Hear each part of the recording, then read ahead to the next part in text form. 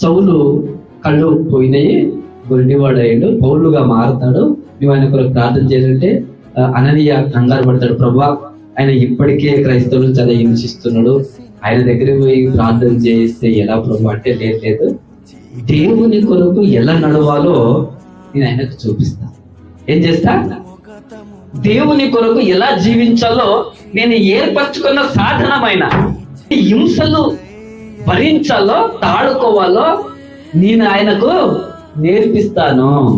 అంటే మారిన తర్వాత ఆయన పరిచర్యలో రాస్తాడు. ఆయన ఒక చాలా 2-3 ప్లేస్లో రాస్తాడు పత్రికలలో.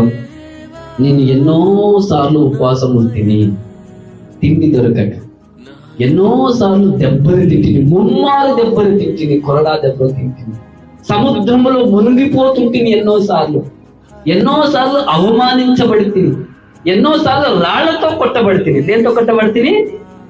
రాళ్లతో కొట్టబడితిని. అంటే దేవుని కొరకు నడవడం అంటే సామెతలు